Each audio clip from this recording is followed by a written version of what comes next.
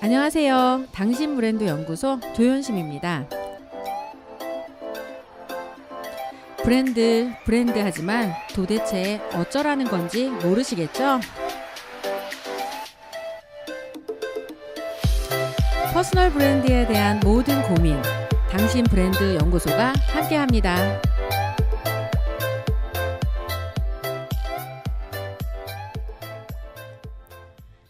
네, 오늘도 이 당신 브랜드 연구소에서 여러분의 브랜드를 확실하게 올려드리기 위한 솔루션으로 준비한 시간입니다. 자, 오늘은 제가 어떤 걸 좀 준비를 해봤냐면요. 사람들에게 브랜드를 이렇게 만들게 하기 위해서 뭘 해줘야 되지 고민하는데, 뭐 블로그 하나 오픈한다고 브랜드가 만들어지거나, 갑자기 뭐 스피치 한번 바꿔주거나 이미지를 좋게 한다거나 해서 브랜드가 완성되는 건 아니거든요. 그러면 브랜드라는 게 총체적으로 굉장히 긴 시간이 필요하다고 하는데, 그렇다고 뭐 10년 걸려요 이런다고 하면 브랜드 시작할 사람이 하나도 없잖아요. 어떻게 이걸 만들어야 될까? 여전히 이 답도 10년 전에 제가 썼던 나의 경쟁력의 그 방법이 그대로 노출되어 있습니다. 개인 브랜드를 완성하는 7단계 프로세스가 있어요. 근데 참 놀랍게도 그때 만들었는데 지금까지도 유효합니다. 이게 뒤집히지 않는다는 얘기는 잘 만들었다는 뜻인 것 같아요. 그래서 그 7단계를 굉장히 오늘은 편안하게 설명을 해드리고, 각각에 해당하는 것들은 그때그때 조금씩 풀어드리는 방식으로 진행을 하면 좀 편하게 브랜드 이렇게 만들면 되는구나 라고 그런 개요를 좀 알게 되실 것 같다는 생각이 듭니다. 총 7단계 중에 가장 핵심이 되는 첫 번째 단계는 브랜드 아이덴티티, 자신의 정체성을 정립하는 시간이에요. 그러니까 근데 아이덴티티라는 거 자체가 상당히 어려운 단어야. 이게 뭐지? 정체성? 그럼 난 누구야? 나는 누구인가에 대한 답을 할 수 있어야 되는데, 나는 누구인가가 굉장히 큰 질문이에요. 그거에 바로 나는 누구인가, 그러니까 그 선문답을 하게 되는 거야. 나는 나다. 이런 사람들을 치고 브랜드 절대 만들 수가 없습니다. 그럼 어떻게 해야 돼? 나의 이름은 누구이고, 나는 무슨 일을 하고, 나는 그 일을 왜 하고, 그 일을 할 때 얼마나 행복한지, 그 일을 할 때 필요한 나의 재능은 무엇이고, 필요한 경력은 어떻게 갖고 있고, 이 모든 것들이 합쳐져서 완성될 수 있는 게 아이덴티티거든요.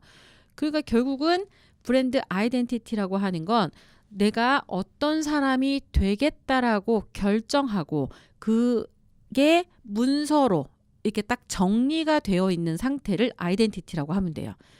말은 되게 쉬워요. 그런데 의외로 자신이 어떤 사람이 되고 싶은지에 대해서 생각하고 정리를 해놓은 사람은 정말로 극소수라는 걸 주변 사람들을 통해서 확인해 보실 수 있을 거예요. 이 일을 하는 거에 목적은 쉽게 얘기할 수 있어. 그렇지만 그 일을 통해서 뭐 돈을 벌거나 유명해지거나 이런 목적은 가질 수 있는데, 그게 나 자신의 정체성, 아이덴티티랑 딱 맞추기가 쉽지 않다는 거야. 왜냐면 나는 늘 지금 내가 보여지는 내가 있어요. 다른 사람한테 보여지는 나. 이거 보통 이미지라고 표현을 하죠. 그리고 실제 내가 생각하는 나. 이게 리얼리티야. 게으르고, 그 다음에 짜증이 많고, 피곤하고, 욕심이 많고, 이게 내가 생각하는 리얼리티의 나일 수 있어요. 그런데 나는 어떤 사람으로 보이고 싶으냐면 되게 정의롭고 지적이고, 그 다음에 능력 있고, 이런 사람으로 보이고 싶어. 그러니까 결국 현재 리얼리티, 현재의 나와 내가 보이고 싶은 그 차이의 갭이 존재하잖아요. 근데 사람들은 그 갭을 이미지로 인식을 해. 그때 내가 행하는 모든 것들이 사람들한테는 보여주고 있다는 거예요. 내가 하는 말, 내가 하는 표정, 뭐 그다음에 제스처를 포함해서 내가 해내는 결과물, 다른 사람하고의 관계 맺음, 이 모든 것들이 다른 사람한테는 보여주고 있는 거고, 이 보이는 내가 보여주고 싶은 나와의 갭이 점점 줄어들면서 나 아니면 안 되는 영역을 만들어가는 것, 그게 브랜드의 목적하고도 통한다고 보면 돼요. 브랜드의 목적은 기억에 남기는 거예요. 기억에 남기는 거는 나 뭐 필요해? 나 그쪽 분야에 뭔가를 해야 돼 하면 그 기억에 각인된 무언가를 떠올리게 되겠죠. 이게 제품이나 사람이나 똑같아요. 그래서 그 문제를 해결하기 위해서 어떤 브랜드가 떠올라야 돼. 그런데 우리는 그냥 생각으로 내가 그 분야의 전문가라고 이야기를 할 수 있지만 내가 생각하는 그 직업의 분야의 아이덴티티의 높은 수준까지 올라가기까지 현재 나와 보여지는 나와 이런 갭이 완전히 많이 차이가 나면 절대로 그 분야의 전문가로 다른 사람들이 인식할 수가 없어요. 결국 이런 모든 과정들이 축적되면서 뭘 만들어내야 되냐면 나만의 오리지널리티를 만들어내야 돼요. 오리지널리티가 명료해 딱 짐으로써 저 사람답다. 저 사람 본연의 어떤 이미지를 포함한 모든 것들이죠. 성과부터 해서 저 사람 정도면 이 일은 늘 잘해내. 이 정도 수준은 해낼 수 있어.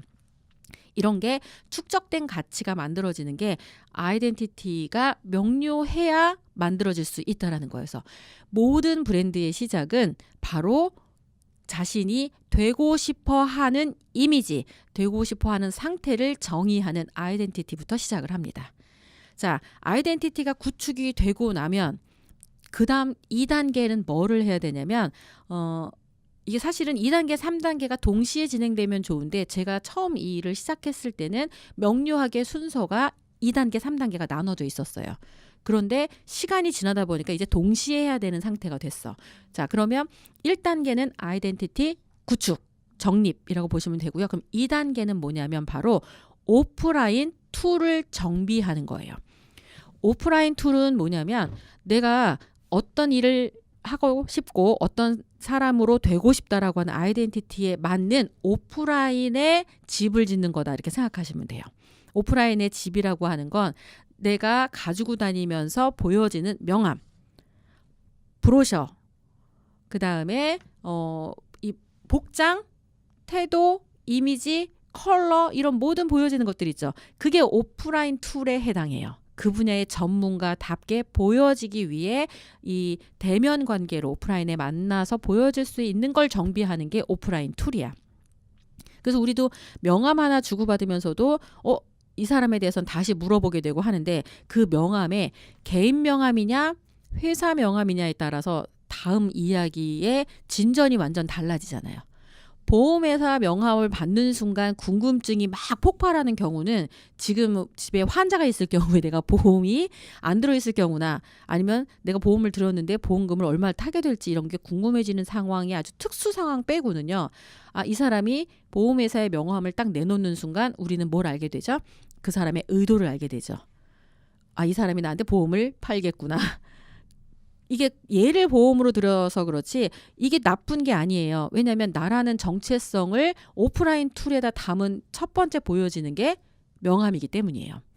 근데 만약에 퍼스널 브랜드 네이밍이 적힌 브랜드 개인 명함을 내보낸다 이렇게 생각을 해보실래요? 그러면 거기에 본인이 쓰고 싶은 표현들을 쓸 거 아니에요. 그럼 사람들이 궁금해서 이게 무슨 뜻이에요? 물어보게 되고 그로 인해서 하나하나 설명을 하면서 나라는 사람을 인식시키는 그 과정에 오프라인 툴은 굉장히 중요한 요소가 되는 거죠. 본인은 세련된 사람으로 보이고 싶은데 도대체 비주얼로 세련돼 보이지 않는다. 이 갭이 점점 커지는 걸 거고요. 결국은 나중에는 아무리 좋은 말을 해도 오프라인에 보여지는 방식이 엉망진창이면 너나 잘하세요. 이렇게 사람들이 생각하게 된다는 거죠.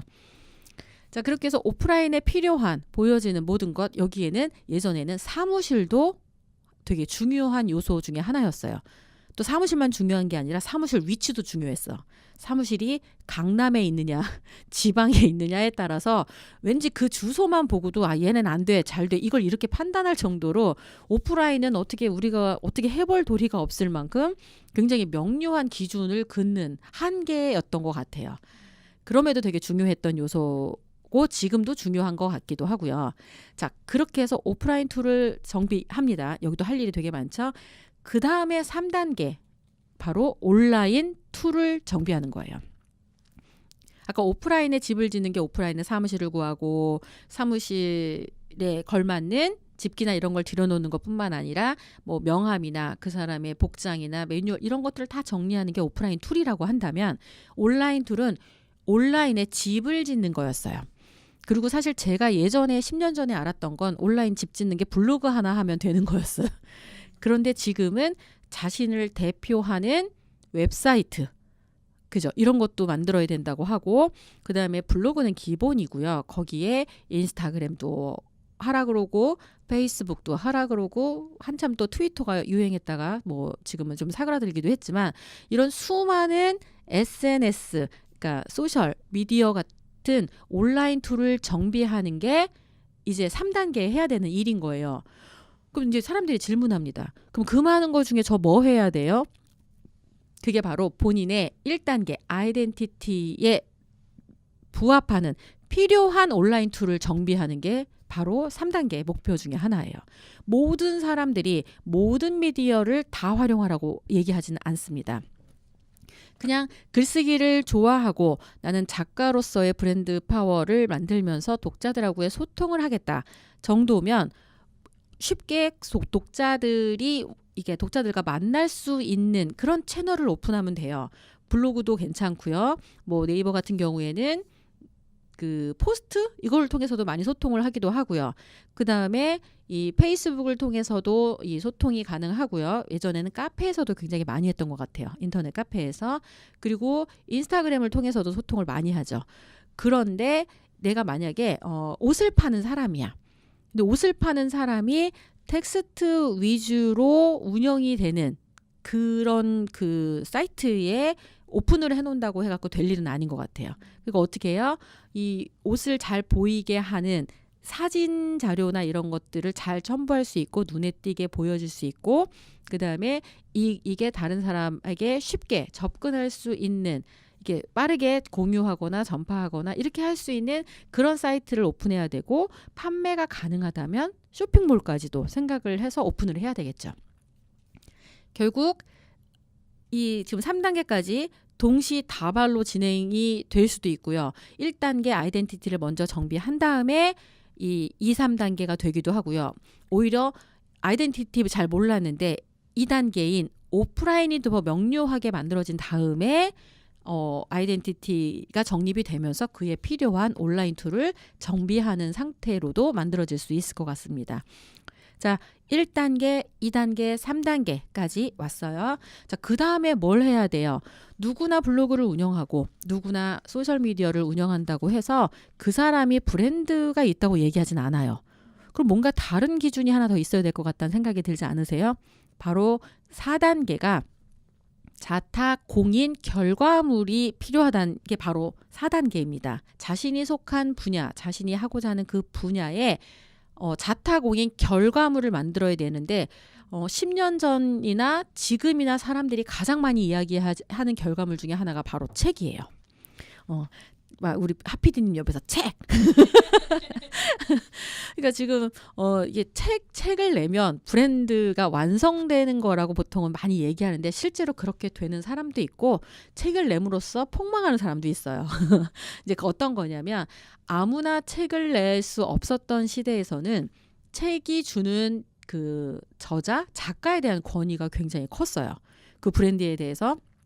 그러니까는 명함을 줄 것이냐 책을 줄 것이냐 그때 10년 전에도 그게 화두였어요.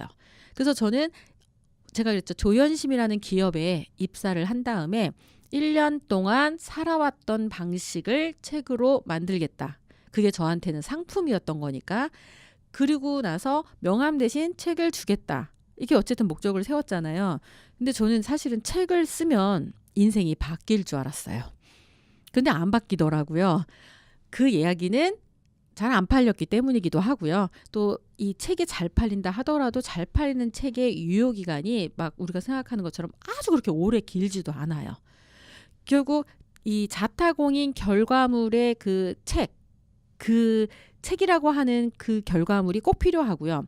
요즘에 추가된 게 하나 더 있습니다. 예전에는 거의 100% 책을 통해서 이 브랜드의 그 가장 높은 수위 레벨이 책을 통해서 이 브랜드 인지도나 영향력을 극대화하는 거였다면 지금은 방송.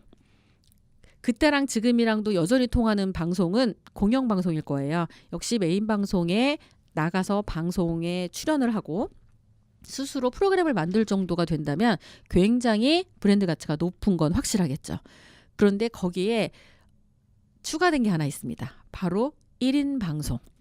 요즘에 누구나 방송을 만들 수 있잖아요. 누구나 책을 쓰는 것처럼. 그래서 우리가 지금 가장 핫하게 알고 있는 대도서관. 대도서관 같은 경우가 고졸 출신이잖아요. 대학을 아직 안 갔는데 예전 같으면 택도 없었어요. 브랜드는 무슨 브랜드 이렇게 됐었는데 그 사람은 자타 공인 결과물을 만들었어. 그게 뭐예요? 구독자 수. 지금 제가 그 유튜브의 신을 읽었을 때 들었던 구독자 수가 170만 명인데 지금 190만 명이래요. 공영방송까지 출연을 해서 인지도가 훨씬 더 올라가고 영향력이 올라갔잖아요. 그러니까 170만 명일 때 연봉이 17억이었으니까 지금은 190만 명의 공영방송까지 확대했으니까 아마 돈으로 따지면 가치는 훨씬 더 커질 것 같다는 생각이 듭니다. 그러므로 자, 지금 브랜드를 만드는 4단계, 이 대도서관을 예를 들어드리면 훨씬 더 쉬울 것 같으네요. 그죠? 지금 4단계까지 오는 것까지만 일단 먼저 1단계 아이덴티티. 그 사람은 자신이 좋아하는 일을 했어요. 게임. 모든 용돈을 모아서 게임을 사서 할 정도로 게임에 거의 미쳐 있었던 거죠. 아마 학교 가지 말고 게임만 하라 그래도 엄청 게임을 했을 것 같아. 그리고 상당히 잘했고. 그런 그 자신이 좋아하고 잘했던 부분들에 오프라인으로 이 사람이 경험했던 일은 뭐냐면 게임 회사 입사한 건 아니었어요. 그런데 인터넷 방송이나 이런 거에 가서 편집하고 그런 그 인터넷과 관련해서 실제로 지금 하는 그 방송과 관련된 기술을 배울 수 있는 일에 들어가서 그 일을 했어요. 그 기술들을 가지고 이제 뭘 했어요? 온라인에 1인 방송을 시작을 한 거야. 그러니까 결국은 온라인 툴을 정비한 거에 이 사람은 유튜브 방송을 그때 당시 시작을 한 거죠. 그리고 나서 4단계 책이 아니라 뭐부터 했어요? 자타 공인 결과물을 구독자 수로 딱 명명을 하면 되는 거죠. 그래서 이 자타 공인이라고 하는 건 나 혼자 이 정도면 됐어. 한 1000명 해갖고 막 만족스러운 게 아니라 대단하다. 그러니까 상대방으로부터 대단하다라고 하는 그 명성을 얻을 그 수준을 넘어서야 사실은 브랜드로서 인정받고 돈도 벌고 한다는 거지. 그냥 나는 그 일 해요. 방송 시작했어요. 방송하고 있어요. 이렇게 이야기하는 사람의 상당수는 그 일로 돈을 별로 못 번다고 생각하시면 될 것 같아요. 자, 그 지금 4단계까지 이제 좀 정리가 되셨죠? 아이덴티티, 오프라인 툴, 온라인 툴, 그다음에 자타공인 결과물을 내는 스코어를 만드는 과정이 4단계입니다. 그리고 나면 5단계가 뭐냐면 바로 온 오프라인 포지셔닝이에요. 이 브랜드에 많이 쓰이는 단어 중에 하나가 포지셔닝이라고 하는 건데 이게 뭐냐면 각인되는 거야, 각인. 그 분야 하면 그 사람 하는 정도의 그 인정을 받는 거라고 보시면 되겠습니다. 오프라인의 경우에는요. 그 해당 분야에서 그 사람이 5손가락 안에 들어가는 전문가인가 라는 그 기준으로 포지셔닝이 됐느냐 안 되느냐를 판명할 수 있어요. 그러면 온라인은 그럼 어떻게 측정을 할까? 사실은 10년 전이나 지금이나 제가 끊임없이 주장하는 것 중에 하나는 브랜드란 설명이 필요 없는 구구절절 시시콜콜 설명하지 않아도 그 사람 하면 아하 하고 알아먹을 수 있는 그 정도를 저는 브랜드의 이 목표점이라고 생각하는데 제일 쉬운 건 네이버의 승인이에요. 으이? 이게 무슨 소리야? 제 강의할 때마다 하는 표현이기도 하는데 네이버에 사람들은 다 자기가 궁금한 걸 검색해봐요. 네이버랑 마치 제휴한 것처럼. 그래서 검색해서 네이버가 생각하는 기준이 있어요. 그게 뭐냐? 인물 검색. 그다음에 뉴스, 블로그, 책, 카페, 동영상, 뭐 전문 정보, 이미지 이런 각종 카테고리에 당신이 그대로 다 노출이 돼 있다. 그럼 브랜드 인지도나 영향력이 그래도 먹고 사는 만큼은 돼 있다. 이렇게 보시면 돼요.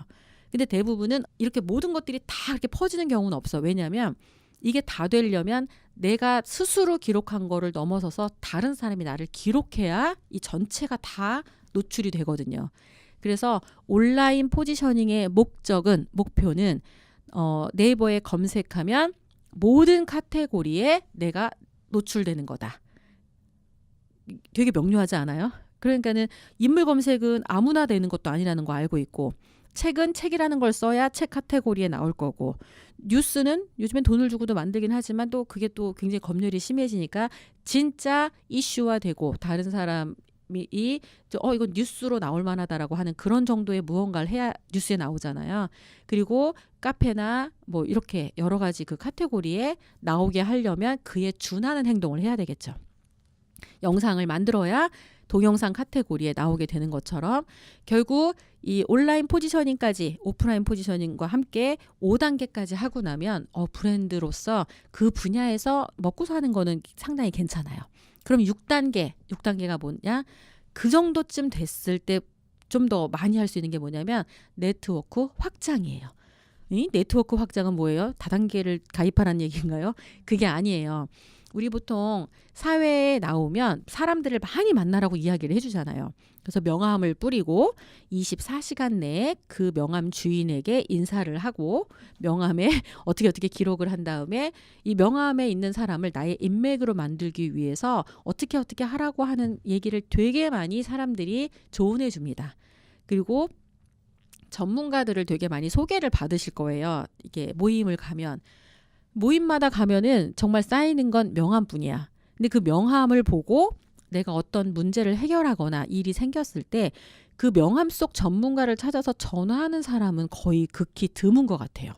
그러니까 결국은 명함의 높이가 나의 인맥의 높이는 아니라는 뜻이야. 결국 아이덴티티가 명료하지 않고 온오프라인에 제대로 자신에 대한 포트폴리오나 이런 것들이 구축 정리가 되어 있지 않고 그 다음에 4단계인 자타공인 결과물로 인정받지 못한 상태, 그리고 이 포지셔닝이 확실하게 되지 않은 상태에서 그냥 단순히 네트워크를 확장하느라 여기저기 모임을 만나러 다니는 사람들은 별로 잘 팔리지 않는다는 뜻과 똑같습니다.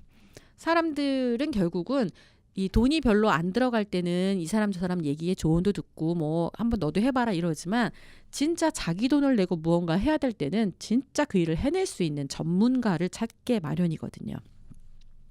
자, 네트워크 확장. 이건 젊은 친구들을 좀 비롯해서 사회에 조금 전문가로 뭔가 살아야 되겠다라고 생각하는 분들이 괜히 여기저기 모임을 기웃기웃하고 시간은 없는데 몸은 거기 가 있고 이런 거를 하기보다는 오히려 1단계부터 5단계까지 하기까지는 시간이 필요해요. 책을 쓰는 것도 마찬가지, 방송을 하는 것도 축적된 시간의 힘으로 구독자 수를 모으는 거지 어느 거 하나가 빵 터졌다고 해서 되는 게 아니기 때문에 그러면 그런 만들어지는 그 시간만큼을 써야 되는데 필요한 게 뭐다? 바로 자발적 왕따의 시간이에요. 자발적 왕따의 시간을 견디면서 내가 원하는 그 수익까지 올리는 건 그냥 결국 어차피 내가 해야 되거든요. 그렇게 해서 나를 증명하는 게 명료해지면 네트워크 확장 자동스럽게 많이 일어납니다. 정말 자연스럽게 확장이 확 돼요.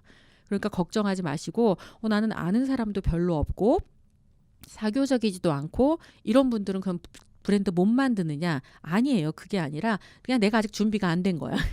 그렇게 생각하시면 되고요. 그렇게 6단계 간 다음에 마지막 7단계. 여기에 이제 저의 이 경험담이 들어가면서 7단계까지가 만들어진 건데 결국 한 분야의 브랜드 가치가 이렇게 막 올라가서 정점을 찍으면 이게 평생 가면 되는데 평생 안 가요. 왜냐하면 브랜드가 정점을 찍으면 어느 순간부터 유지되다가 하향으로 떨어져. 브랜드 가치가 바닥으로 떨어지게 될 거잖아요. 그런데 제가 처음 이 분야에 들어왔을 때 그 브랜드의 정점에 있는 분을 보통 만나게 되잖아. 그러니까 추앙하게 되고 그분을 쫓아다니면서 그분이 필요한 일을 해주게 되어 있습니다. 그걸 이제 사람들은 뭐 당한다, 이용당한다 이렇게 얘기를 하는데 저도 그렇게 생각하고 사실은 뭔가를 했는데 시간이 지나면서 보니까 제가 부족해서 당하는 거예요. 대부분. 그게 나를 뭐 꼭 등쳐먹는다 뭐 이래서가 아니라 저게 내가 그거에 대해서 훈련이 안 돼 있고 정확하게 어떤 비용을 지불할 만큼 내가 증명되지 않았기 때문에 이용당한 것도 되게 많거든요. 그러니까 그런 가치들을 통해서 딱 7단계 정도가 되면 뭘 해야 되겠다라고 생각이까지 가냐면 멘토, 멘티 단계를 구축해서 후진을 양성하는 거 있죠. 선순환 시스템을 만드는 게 7단계에 해야 되겠다라는 생각이 든 거예요. 세상에 영원한 브랜드도 없고 영원히 잘 되는 것도 없잖아요. 그럼 바닥으로 떨어질 텐데 그때 내가 정점에 있을 때 누군가를 끌어올려주면 그 사람이 정점에 있을 때 난 떨어지고 있을 거니까 그 사람이 나를 올려주고 그러다 또 내가 또 그 탄력을 받아서 또 올라가는 상황이 되면 또 누군가를 올려주고 이렇게 서로가 서로를 끌어주고 밀어주는 이런 멘토 멘티 단계라든지 이런 선순환 시스템을 만들지 않으면 어떤 한 단계가 지나고 나면 끝이겠구나. 제가 만난 선배라고 해야 되나요? 위에 계신 멘토분들은 그냥 본인이 지려밟고 올라가셔서 본인이 누리고 끝이었어요. 그리고 올라간 상태에서 또 다른 걸 누리고 또 밟고 지려밟고 올라가시고 계속 올라가시는 것만 있는 분들 속에서 저는 당하면서 난 이렇게 하지 말아야 되겠다. 이 멘토 멘티나 이런 선순환 시스템을 통해서 함께 오래 갈 수 있는 시스템을 만들겠다 싶어서 7단계에 바로 선순환 시스템을 만들게 된 거고 그대로 지금도 그렇게 살아가니까 어떤 때 보면 되게 더디 가는 것 같고 이게 맞나 싶은 생각이 드는데 시간이 지나고 보면 잘 가고 있다라는 거를 계속 확인하게 되는 것 같아요. 자, 개인 브랜드를 만들어가는 7단계 프로세스 이제 조금 이해가 되세요?